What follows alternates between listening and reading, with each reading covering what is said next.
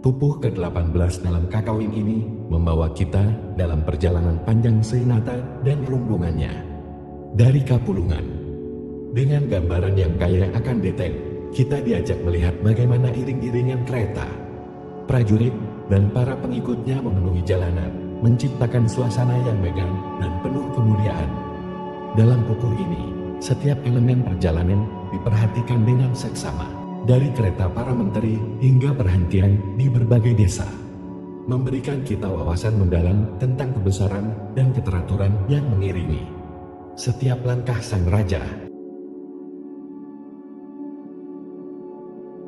Bait 1. Seberangkat Seinata dari Kapulungan, berdesak api berarah sepanjang jalan penuh kereta. Penumpangnya duduk berimpit-impit, pedati di muka dan di belakang, di tengah prajurit berjalan kaki, berdesak-desakan, berebut jalan dengan binatang gajah dan kuda. Bait 2. Tak terhingga jumlah kereta, tapi berbeda-beda tanda cirinya, meleret berkelompok-kelompok. Karena tiap menteri lain lambangnya, Raklian sang menteri Patih Amangkubumi penata kerajaan. Keretanya beberapa ratus berkelompok dengan aneka tanda. Bait 3. Segala kereta Seinata pajang semua bergambar matahari. Semua kereta Seinata lasem bergambar cemerlang banteng putih. Kendaraan Seinata daha bergambar daha kusuma emas mengkilat. Kereta Seinata Jiwana berhias bergas menarik perhatian. Bait 4. Kereta Seinata Wilwatikta tak ternilai, bergambar buah maja, beratap kain geringsing, berhias lukisan emas, bersinar merah indah. Semua pegawai, para muswari raja, dan juga Rani Sri Sudewi. Ringkasnya para wanita berkereta merah, berjalan paling muka.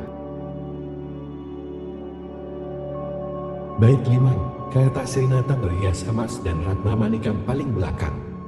Jempana-jempana lainnya bercadar beledu, meluap gemerlap. Rapat rampak prajurit pengiring Janggala Kediri, Panglarang, Sedap. Bayangkari gemruduk berbondong-bondong naik gajah dan kuda. Bait 6. Pagi-pagi telah tiba di Pancuran Mungkur. Serinata ingin rehat, sang Rakawi menyidat jalan menuju Salungan mengunjungi Akrak.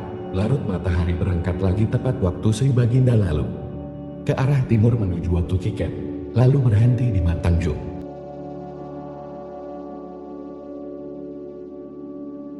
Bait 7. Dukuh sepi kebudaan dekat tepi jalan, pohonnya jarang-jarang, berbeda-beda namanya gelanggang.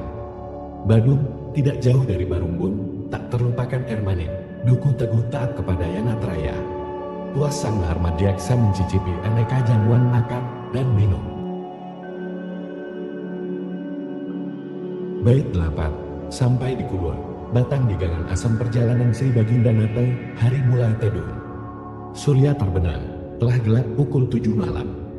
Baginda memberi perintah memasang tenda di tengah-tengah sawah. Sudah siap habis makan, cepat-cepat mulai membagi-bagi tempat.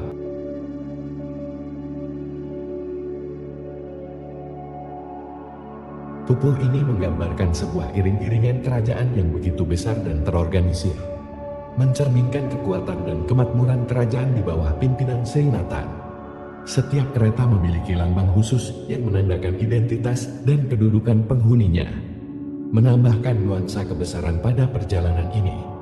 Rakawi dengan cermat mencatat keindahan kereta Seinata yang dihiasi emas dan ratna manikam, serta kemegahan prajurit yang setia mengiringi perjalanan ini. Tidak hanya sekadar fisik, tetapi juga menggambarkan harmoni dan disiplin yang terjaga dalam pemerintahan Seinata. Di tengah perjalanan, mereka berhenti di berbagai tempat, menikmati jamuan dan mengambil rehat, menambahkan elemen kemanusiaan dalam narasi ini.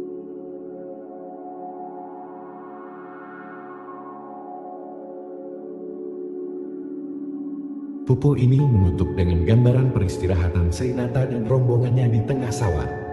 Sebuah pemandangan yang mungkin sederhana, namun syarat dengan makna. Ini menunjukkan bahwa di balik segala kemegahan dan kebesaran, ada kebutuhan akan jeda dan kebersamaan melalui pupuh ini.